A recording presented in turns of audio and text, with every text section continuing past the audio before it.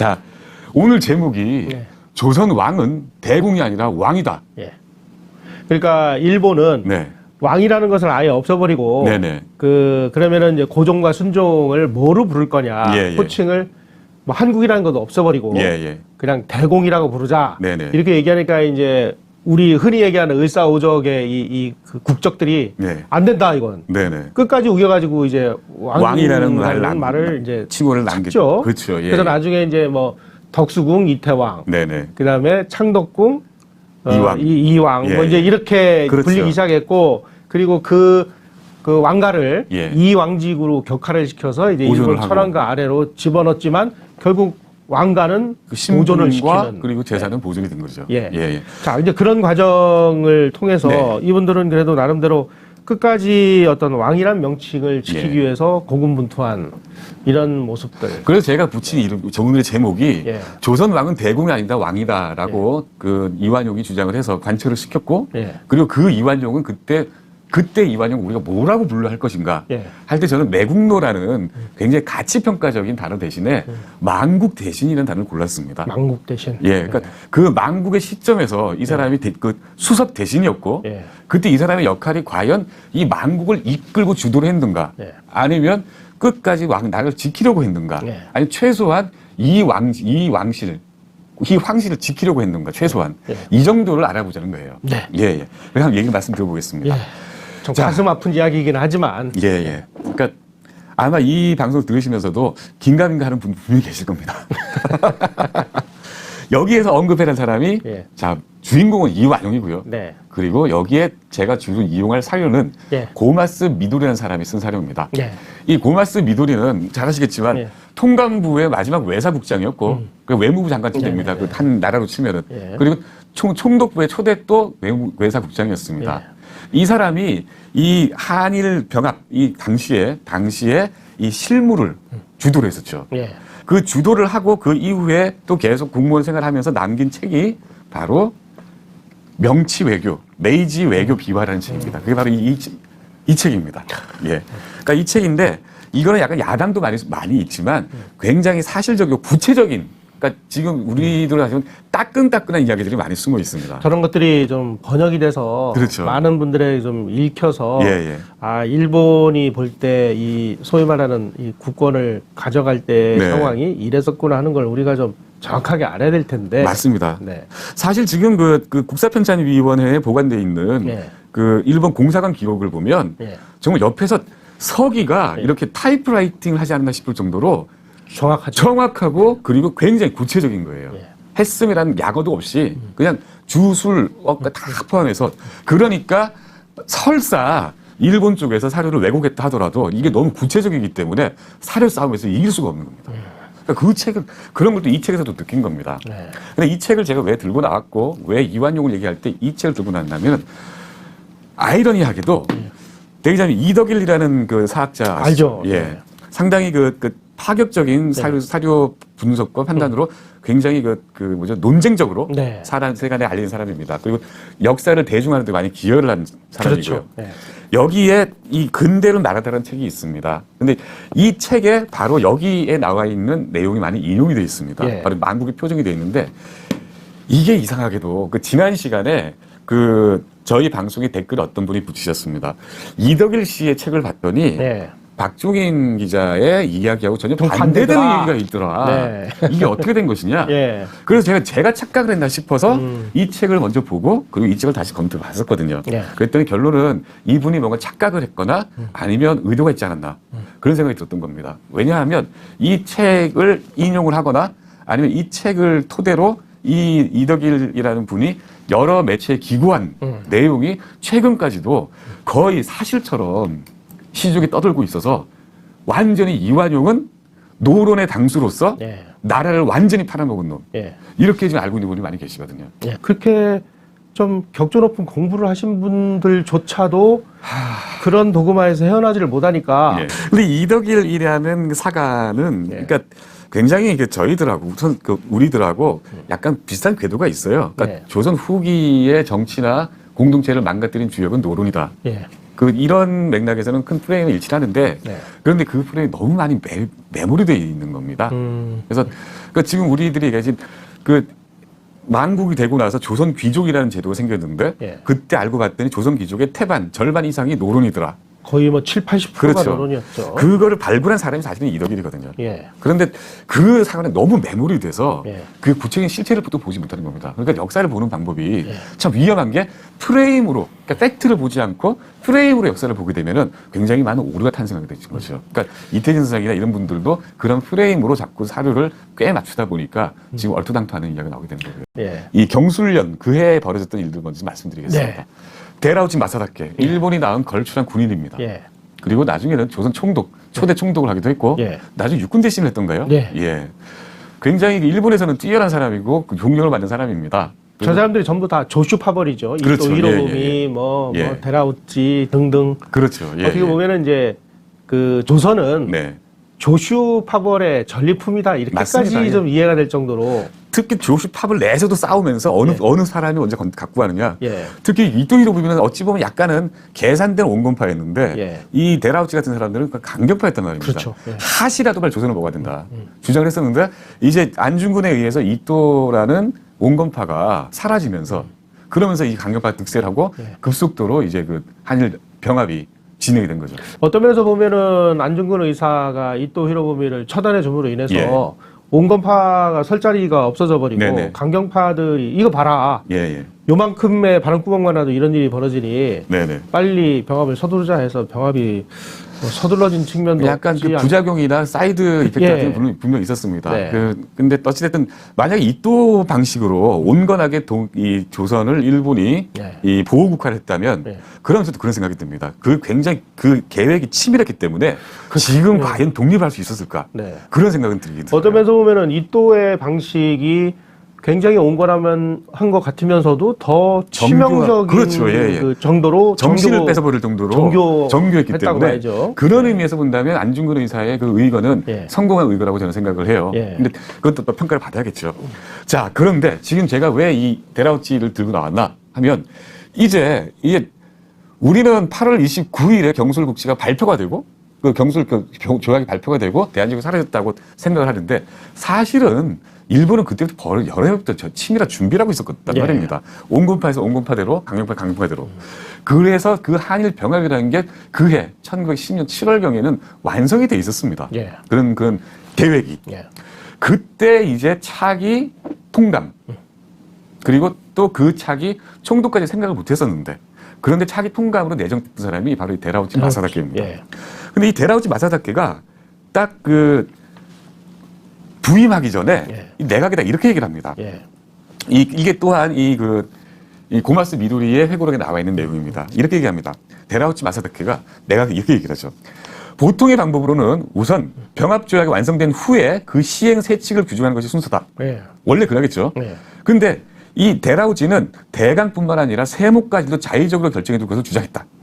왜냐하면 병합 후에 한국 처분에 대해서 본국 정부 내에서 여러 가지 이설이 잡생이 나기 때문에 그렇기 때문에 미리 정해놔야 된다. 세부적인 것까지를 미리 만들었구만요. 그렇죠. 네네. 첫 번째가 한국 황실을 어떻게 대우할 것인가. 예.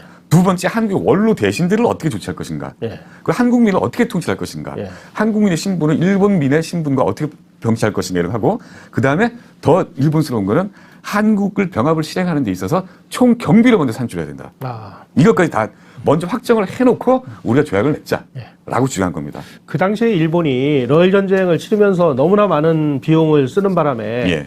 빚을 잔뜩 졌잖아요. 그렇죠. 예, 예. 그래서 이제 굉장히 일본 재정이 어려운데 예, 예. 한국을 식민 통치하는 과정에서 돈이 너무 많이 들면 네. 이 본국 정부의 이 재정의 위험이 오니까 예, 예. 돈 문제 이런 거 상당히 그렇죠. 예, 그때 이제 신경을 많이 곤두세웠죠. 그러니까 이미 벌써 그 예. 메이지 유신 준비할 시절부터 이 사람들은 돈이라는 게 무엇인지를 예. 정확히 알고 있었던 겁니다. 돈 없이는 군사도 없고 군사 없이는 혁명도 없다. 예. 이런 걸 뼈저리게 알고 있었기 때문에 더군다나 그 러일 전쟁 때 바닥나버린 군국 예산 가지고는 예. 도저히 더 큰 일을 못 치르는 걸 그래서 알고 있었으니까. 청일 전쟁 계산을 해서 예, 예. 이 우리가 이기면은 이제 뭐 러시아로부터 예, 전쟁 예. 배상금을 받아서 그 빚을 갚자 그렇죠, 이렇게 예. 얘기를 했는데 배상금을 한 푼도 못 받았잖아요. 완전히 그야말로 국제 정치 논리 아니었습니까? 예. 그게. 배상금 한 푼도 못 받고 강화 조약을 체결을 했으니까 그렇죠. 그 전비는 전부 이제 일본 정부가 떠안을 수밖에 영상 없는. 빼앗았던 영토, 그 땅을 또 돌려 반환을 해야 되고. 예. 그러고 이제 데라우치가 한마디를 더 합니다. 예. 나는 그냥 조선으로 가서 단순히 서명에 조약에 서명만 하고 돌아가는 그러한 불친절한 행동을 하고 싶지 않다. 불친절하다 하면 자기한테 불친절한 얘기입니다. 그렇게 꼭두각시 되고 싶지 않다는 겁니다. 실무를 다 만들어 놓고 자기가 당당 가겠다 이랬던 거죠. 그래서 그때 총리가 가스라는 총리였는데 예. 그래서 이 데라우치의 말에 따라서 병합준비위원회를 만듭니다. 예. 거기 실무가 바로 이 고마스 미도리였습니다. 거기에서 나온 게 벌써 이 사람들이 7월 달에 결정되고 있었습니다. 결정해버린 게 있었습니다. 예. 한국은 대한제국의 준말이 한국인데 이 한국을 계칭해서 조선으로 한다. 예. 그랬더니 내각에서는 아니 우리나라인데 무슨 조선이냐. 우리가 지금 북해도 홋카이도라고 부르는 것처럼 조선은 남해도라고 부르자. 이런 안이 나왔었어요. 예, 예. 그런데 또 반대쪽에서는 우리가 지금 대만을 식민지로 삼았지만 대만은 그대로 대만으로 놔두고 있지 않느냐. 예. 그러니까 한국도 그 옛날 이름인 조선을 그대로 놔도 이거는 논리에 어긋나지 않는다. 예. 그래서 거기에 통과가 됐습니다. 예. 두 번째는 한국의 황제는 예. 황제인 이왕을 대공으로 격화시킨다. 이게 각에서 결정된 사항이었습니다. 그러니까 왕이란 명칭을 못 쓰게 하려고 한 거죠. 그렇죠. 예, 예. 그리고 자기네들 법적인 논리로 봐도 예. 나라가 아닌데 무슨 왕이냐. 그러니까 당연히 이거는 별 이의 없이 그냥 대공으로 천황 밑에 있는 왕족인 공으로 만든다. 공으로 만든 거죠. 이걸로 그 차분히 본 거예요. 예.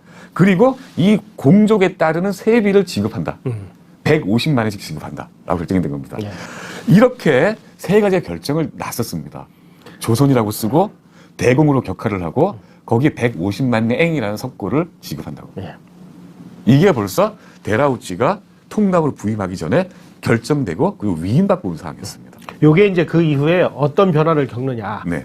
이제 요게 그렇죠. 키 예, 포인트죠. 네. 자, 그런데 데라우치가 7월 2일에 부임을 합니다. 네. 23일에 2일에 부임을 합니다. 그리고 얼마 안 있다가 데라우치가 있던 통감 관저가 서울의 남산에 있었습니다. 예.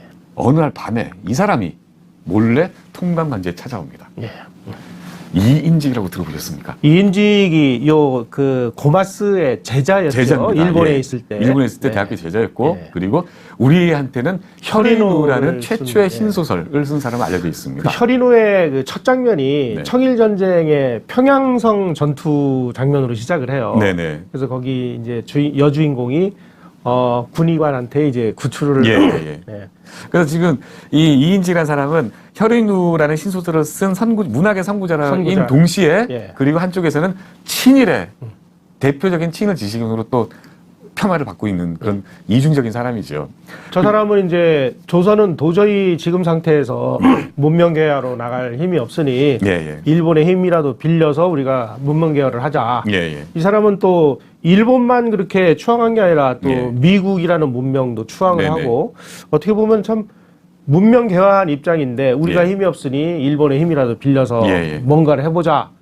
이제 그게 친일파가 된 거죠. 그렇죠. 그러니까 이때의 오로지 일신의 영달만을 위해서 나라를 파는데 협조한 사람도 분명히 있습니다. 네. 그런데 나라를 위하여 어떠한 액션을 취하고 어떤 스탠드를 취할 것인가 하고 굉장히 많이 고민을 하는 끝에 소위 말하는 친일을 택하는 지식인들도 굉장히 많이 있습니다. 이런 사람들을 이제는 제대로 평가할 때가 되지 않았나. 하는 게 늦지 않았나 그런 생각이 들 정도입니다.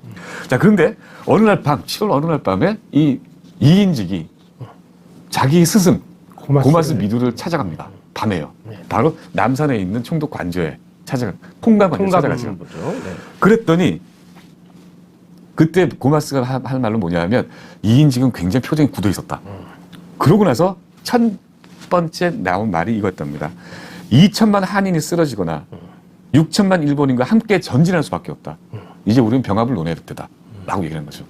이때 왜 이렇게 됐나 하면 그때 대한제국의 지배 계층들이 얼마나 분열이 되어 있었는지 그리고 또 그 일본과 병합을 하자고 주장하는 쪽에서도 얼마나 분열이 되어 있었는지 네. 이걸 우리가 나중에 검토를 해봐야 됩니다. 네. 이쪽 병합주의자들한테는 일진회와 이완용파와 모든 사람들이 또 서로 간에 병합 후의 권력을 위해서 싸우고 있었고 네. 그리고 저쪽 병합 반대하거나 어떤 민족주의자들이나 아니면 그 여민 씨의 잔존 세력들 고종 세력들은 어떻게든 일신 영달을 위해서 어떻게 할까 고민하고 있었던 그런 상황에서 이인지라는 사람이 자기 스승인 고마스를 찾아가서 이제는 합시다 라고 던져버린 겁니다. 이인직이 자기의 자의로운 곳이 아니라 바로 이 사람이 이완용의 비서였거든요. 그러니까 이완용의 그 의중을 듣고 그렇죠. 찾아간 것이죠. 그렇죠. 예. 네. 2번을 찾아갑니다. 예. 그랬더니 고마스는 데라우치와 함께 일본 정부로부터 미션을 받고 왔거든요. 이 사람들을 설득을 해서 병합을 해야 된다. 라고 이제 그 미션을 실행할 방법을 궁리하고 있는데 갑자기 이인직이 제자가 나타나가지고 병합을 하자고 한 겁니다. 예. 그때 이렇게 기록합니다. 그물을 치기도 전에 고기가 뛰어들었다. 라고요. 그러니까 이 사람들은 깜짝 놀랄 일이죠. 예. 그러니까 뭔가 이 사람들 액션이 오긴 나올 텐데 이렇게 갑자기 빨리 찾아올 꿈에도 생각을 못했다 이겁니다. 어떻게 보면 이제 백기투항 비슷하게 그렇죠. 예, 예. 이렇게 된 거죠. 자, 그렇게 이렇게 표피적으로만 본다면 나쁜 놈입니다. 정말 나쁜 놈입니다. 아니 이게 예. 어떻게 된 게 나라를 밤에 자기 개인의 인연 친분을 빌림으로 찾아가서 나를 팔아줄게라고 얘기하더니 말이 안 되는 거죠. 근데 그때는 여러 가지 상황이 있었는데 그 상황은 다음번에 말씀드리려 하고 이제부터 이완용의 이 행태를 차분차분 표현해 들어가겠습니다. 예. 자, 이때 이인직이 이완용의 비서였다면 예. 또 다른 비서격인 사람이 이 사람입니다. 조중웅이라는 사람입니다. 예. 예. 조중웅은 농상부 대신으로서 예. 일본 말이 능한 사람이었습니다. 저 사람은 일본의 망명도 했었고, 그렇죠. 예, 예. 일본 그 여성하고 결혼도 하고, 예. 그랬었죠. 그리고 또 이인직과도 예. 유학 시절 같이 알던 사람들이었고요. 그래서 이완용이 이 조중웅을 데리고 옵니다. 데리고 데라우치를 만나러 옵니다. 예. 그게 8월 16일입니다. 근데 이완용이 자 이때 이완용의 말을 잘 들어보십시오. 예. 병합 후에 이르러서도 국호는 역시 한국이라고 하고 현 황제에게 왕 전하의 옛 이름 구칭을 부여받고 싶다. 주권이 없는 국가 및 왕실로서는 무익한 형식에 불과한 것 같지만 국민 일반의 정서를 감안할 때 얼굴에서 우러나오는 중요한 문제다. 이러면서 한국이 그 옛날 중국에 속해 있었던 시대에도 여전히 국왕의 이름이 있었다.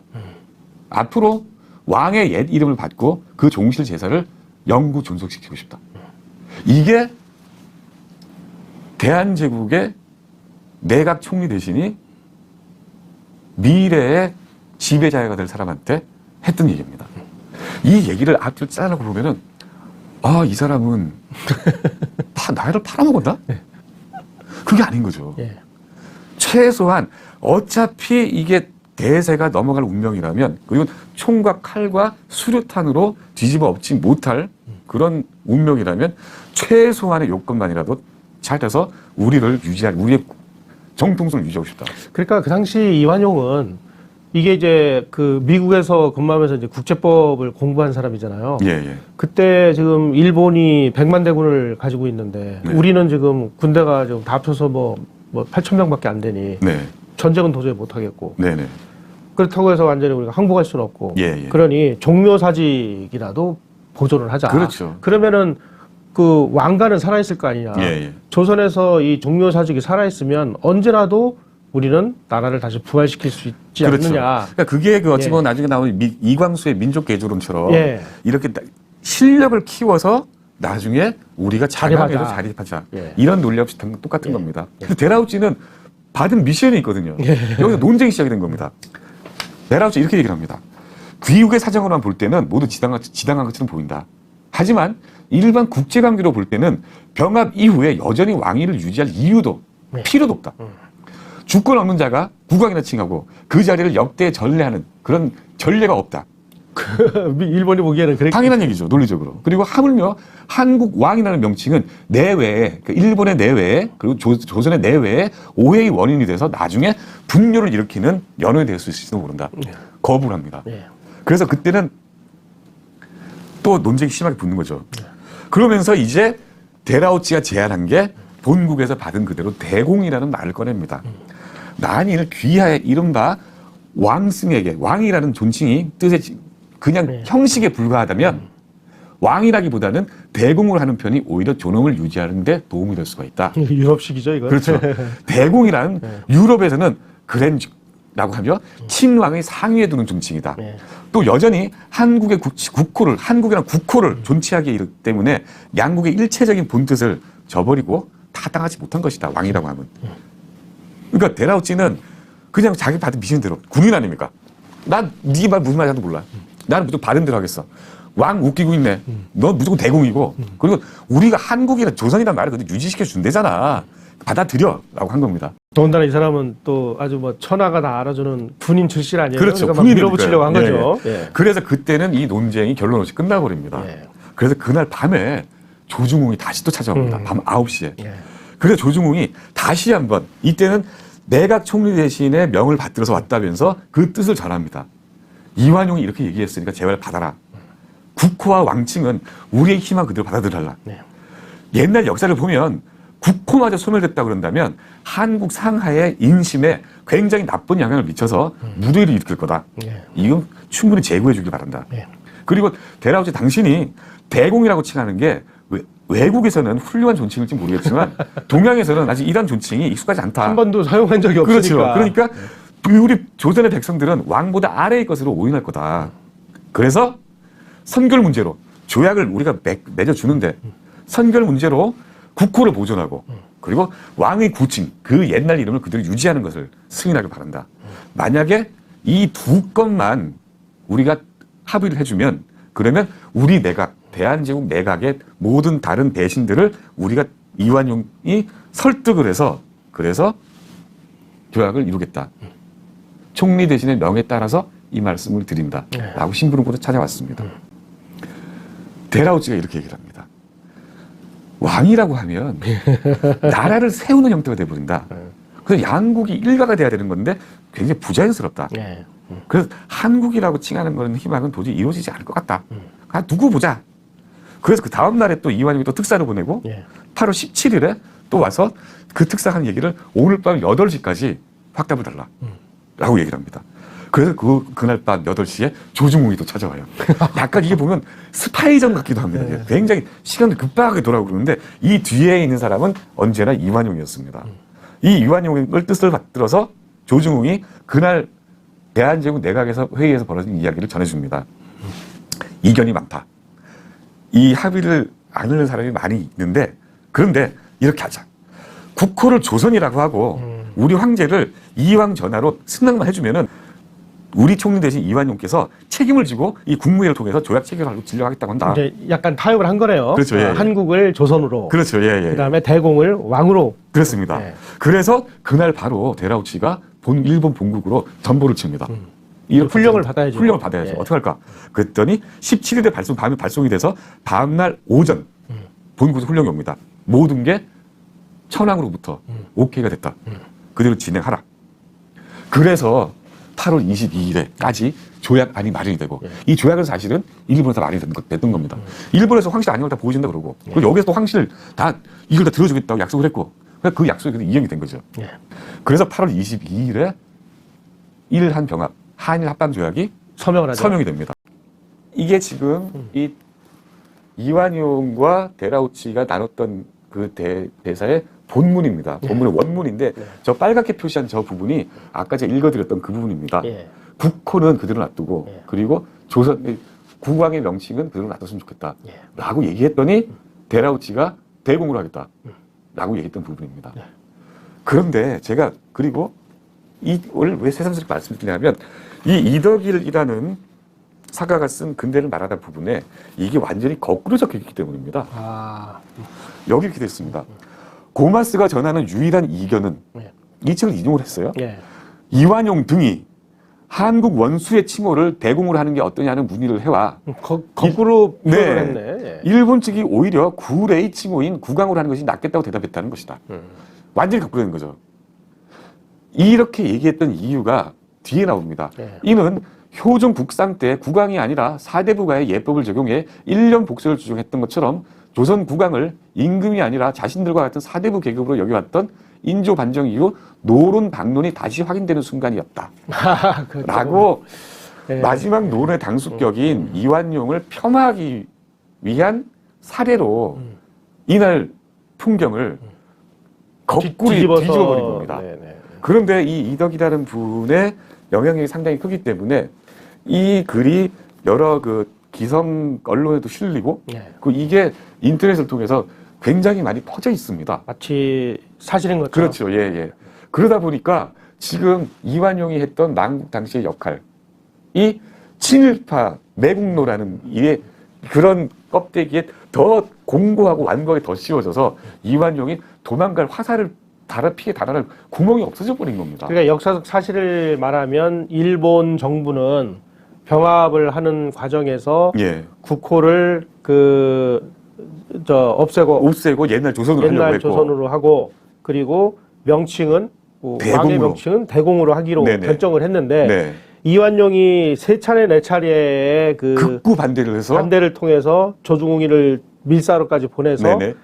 우리는 그렇게는 못하겠다. 네. 조선은 받아들이고 대공 대신 이왕 전하로 해달라. 조선의 왕은 왕이다. 예. 우리가 중국의 사대를 할 때도 조선의 왕은 왕이었다.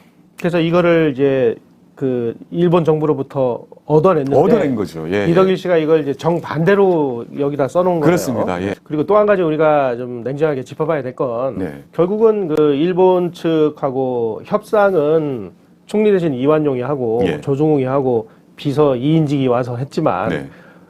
그 당시 이 황제 국가에서 내각 총리 대신 마음대로 무슨 뭐 의사결정을 할 수는 없는 거 아니에요? 그렇죠. 예. 그러니까 결국은 대한제국 황제인 순종과 예. 예. 그다음에 태황제인 예. 고종의 예. 예. 뭔가 이 협의와 그렇죠. 비공식적인 네, 그 내락이 뭐 승낙이 없이 과연 그러면은 이완용과 이 사람들이 이렇게까지 나서서 이 조약을 맺을 수가 있었겠느냐. 지금 이제 이 부분이 그거는 고종은 그냥 가만히 있었는데 이놈들이 다 나서서 나를 팔아먹었다라고 주장을 하는데 네. 사실은 그렇지 않다 이거죠. 그렇죠. 예, 예. 그러니까 지금 굉장히 많은 사람들이 야사를 꺼내서 예. 그때 뭐 순종이 도장을 안 주려고 순종 그 황후가 예. 이렇게 치마 안에 숨기고 네. 뭐 도장을 숨겼다 이런 얘기 나오는데 어디를 입증된 게 하나도 없습니다. 그리고 을사 조약 체결 때도 예. 고종이 야 그거 뭐 협상하면은 그 뭐 협상의 여지가 있으니까 조약 체결해 하고 어명을 내렸고 네.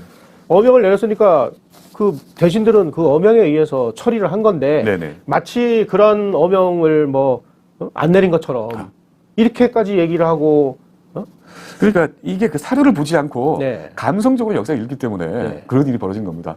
그러면 실록이나 이런 데 어떻게 기록이 있냐면 1905년 12월 26일 한 달 조약 맺고 한 달쯤 지났죠. 그때 을사오적으로 찍혔던 이 5 대신들이 상소를 합니다. 예. 고종한테 답답해서 예. 우리를 을사오적이라고 자꾸 한 달째 우리 욕을 먹고 있는데 한번 까놓고 얘기를 해보자. 아니 당신이 그날 어명 내리지 않았냐? 뭐 했는가 한번 보자. 예. 자, 근데 이랬습니다. 그날 여러 사람들은 사정도 모르면서 대뜸 그러니까 이완용이죠. 신 등 5사람을 나라를 팔아먹은 역적이요, 나라를 그린 역적이라고 하는데 이것은 크게 잘못된 것입니다. 네. 한번 볼까요? 이러면서 이제 얘기를 하는 거예요. 농상공부 대신 권중현이 이제 그 덕수궁 옆에 중명전이라고 있습니다. 예. 그 양식 건물인데 거기 2층이 고종이 머무는 데고 1층이 바로 을사조약이 맺어졌다는 사무실이었습니다. 거기 밑에 있다가 대신들이 우르르 이제 고종이 앉아있던 2층으로 올라갑니다. 그때 이 농상부 대신 권중현이 이렇게 고종한테 얘기를 하죠. 황실의 안녕과 존엄에 조금 더 손상을 주지 말아야 한다는 내용이 알고 봤더니 일본 이또가 가지고 온 을사조약에 그런 조항이 없습니다. 없었어요. 예. 부득이해서 첨삭 하나 고치게 된다면 응당 따로 한 조목을 만들어야 된다고 생각합니다. 이걸 조약을 고쳐야 됩니다.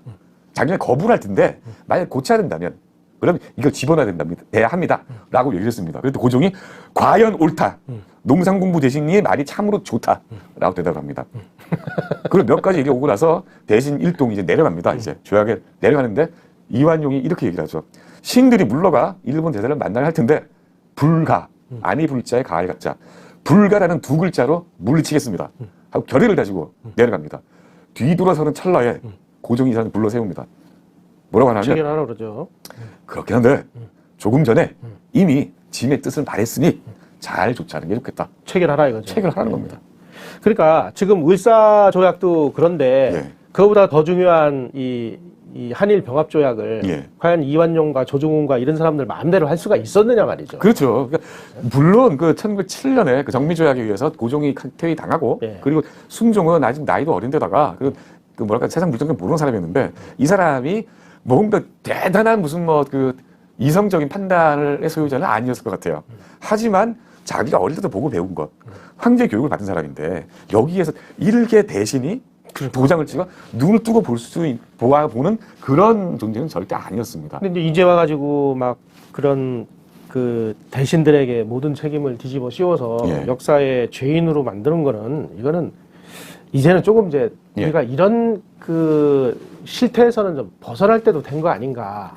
벗어나야지 이제 예. 미래가 보이지 않을까요? 그래야 이제 예. 아 나라가 어떻게 망했구나 하는 걸 우리가 이 정확하게 알아야 예. 이제 비슷한 사례를 다시 겪질 않을 텐데 예, 예. 만약에 이렇게 뭐 특정한 인간들이 나라를 팔아먹어서 그렇다면 그놈들만 단죄하면 네. 끝나는 거잖아요. 나머지는 다 면죄부를 받고. 그러니까 지금 보면 요즘 정치비가에서 하는 얘기처럼 예. 지금 건드려진 몸통이 없는 겁니다. 예. 깃털들, 깃털을 부를 수 있다면 예. 깃털들만 다 지금 친일했다고 욕을 먹고 있고 그리고 깃털들이 왜 그 친일한지 지금 파악도 안 되고 있고 무조건 이 사람들은 친일 그리고 몸통은 온전하게 지금 잘 살아있는 거죠.